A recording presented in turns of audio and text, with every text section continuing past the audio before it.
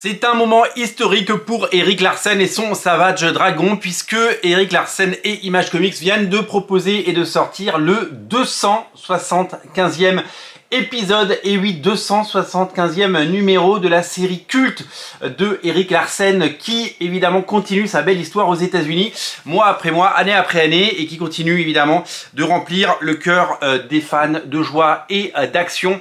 C'est vraiment un comics qui a marqué l'histoire puisque 275 numéros, c'est complètement taré. C'est en termes de longévité le comics le plus long chez Image Comics, après évidemment Spawn qui lui en est au numéro 360. Alors vous allez me dire, il y a une grosse différence quand même, les deux séries ont débuté à peu près au même moment en 1992, Spawn il est au numéro 360 et Savage Dragon n'est que au numéro 275. Alors il faut savoir deux choses. La première, c'est que Erik Larsen, c'est pas un empire comme Todd McFarlane. Todd McFarlane, il a sa boîte de jouets. Il a une manne financière qui lui permet d'avoir énormément de choses. Il a des équipes, il a beaucoup de gens autour de lui, il a des salariés, il a des dessinateurs qui bossent pour lui. Et que sur les 360 numéros de Spawn, eh bien Todd McFarlane n'en a dessiné quoi, que 15, 16 peut-être, alors que Erik Larsen a dessiné les 275 épisodes. Et ouais, Erik Larsen, il a dessiné tous les numéros. Enfin, il y en a un qu'il n'avait pas dessiné, c'était le numéro 13, parce que c'est Jim Lee qui l'avait fait. Mais comme il voulait avoir toute sa série, eh ben, il l'a redessiné après. Donc le 13, il est sorti deux fois. Une fois par Jim Lee, une fois par Erik Larsen. C'est le même épisode, sauf qu'il n'est pas dessiné par les mêmes personnes. Il est fou, Erik Larsen, et on le sait. 275 épisodes, ça veut dire quoi? Ça veut dire plus de 6000 pages de bande dessinée dessinées, toutes les époques. Le personnage, vous le savez, vieillit en même temps que nous, hein, puisqu'il a connu plusieurs présidents, il a connu Biden, il a connu Barack Obama, maintenant l'administration Trump, par exemple, pour parler de politique et tous les faits de société, ça parle évidemment de notre époque, de l'action, évidemment beaucoup de choses, et énormément de plaisir surtout. Si je fais un petit calcul, si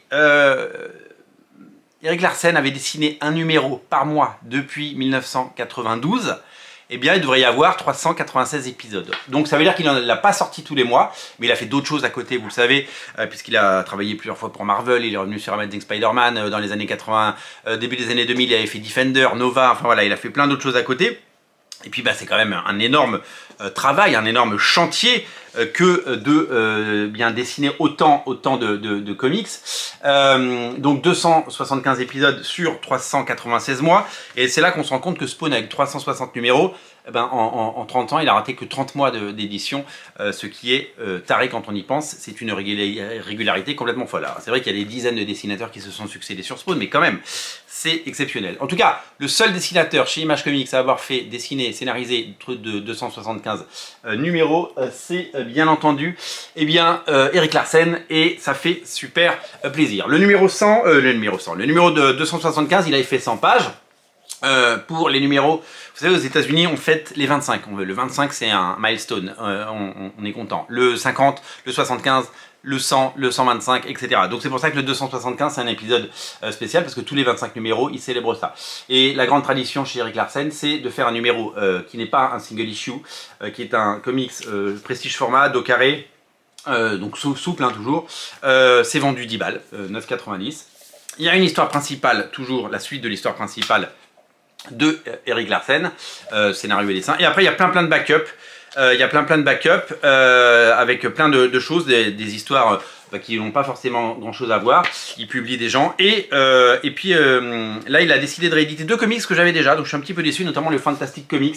Il avait fait des comics au format magazine il y a quelques années, avec un style de dessin assez différent, notamment dans la colorisation, comme à l'époque des années 60. C'était assez fun. Et il y avait aussi ce crossover qui s'appelait Herculeman Doomsday, qui était un 24-hour comics à l'époque, un comics qu'il avait fait en 24 heures. Vous savez, ça s'est un peu perdu d'ailleurs, le 24-hour comics. Donc ça, cet épisode, il a fait 22 pages en 24 heures, voilà, tout simplement. Donc voilà, c'est des épisodes que j'ai déjà par ailleurs, mais bon, ils sont réédités, ça fait plaisir. Voilà, ça c'est pour le numéro 275. Alors en France, on en est où de Savage Dragon? Vous le savez, ça a été compliqué. Semic s'y est essayé dans les années 90, avec d'abord une collection images, hein, c'était l'équivalent des récits complets Marvel, avec la première mini-série qui est sortie donc il y a plus de 30 ans, puis des versions intégrales avec les premiers numéros, et ça s'est très vite arrêté, faute de lecteurs et faute de vente. autour des années 2010, Delcourt a tenté de rééditer ça dans un premier volume qui n'a jamais eu de suite parce que les ventes n'étaient absolument pas au rendez-vous. De temps en temps, quand les ventes frémissent, on se dit ah, il y a peut-être un truc, on va essayer de faire un tome 2. Là, clairement, il n'y avait pas la place pour un tome 2. C'était perdre de l'argent. Et donc malheureusement, il n'y a eu qu'un seul tome, mais je l'ai gardé précieusement parce que c'est des choses qui sont absolument passionnantes. Il y a maintenant quelques années, les éditions Black and White ont décidé de ressortir les épisodes récents. Donc on est sur les épisodes récents. On est sur les épisodes qui mettent en scène le fils du Savage Dragon, qui s'appelle Malcolm Dragon, et qui donc sont des épisodes assez fun, qui risquent de poser un problème parce qu'il y a énormément de nudité, voire un peu de pornographie dans certains épisodes qui n'ont pas encore été édités en France, hein, pas là-dedans. Et donc du coup ils ont sorti ça avec leur réseau de distribution qui n'est pas hyper grand. Les ventes n'ont pas été au rendez-vous malheureusement. Même le tome 3 est sorti à un prix totalement dingue, je crois qu'il était à 35 €. C'était un peu fou, du coup ils sont reposé la question, ils ont fait un Kickstarter, un Ulule pardon, ils ont fait un Ulule. Et donc la suite va arriver à un prix normal sur Ulule parce que quand on est directement du producteur au consommateur, ben forcément ça aide. Et j'ai oublié de le prendre mais il est là, hop, les éditions Black and White vont éditer également les archives. Donc en fait les archives, c'est pas des archives, ce sont des deluxe. Donc il paraît que le troisième arrive. J'ai vu Eric Larsen en parler cette semaine sur les réseaux sociaux. Donc ça reprend tout depuis le début, donc ce qui est déjà sorti chez Semic et chez Delcourt. Ça va tout reprendre, donc ça va être des grands albums. Alors est-ce que ce sera au format comics ou au format deluxe? Je ne sais pas. Mais en tout cas, moi j'ai les 2 premiers deluxe de cette collection. Et donc on va avoir ça en version française dans les prochains mois, dans les prochaines semaines.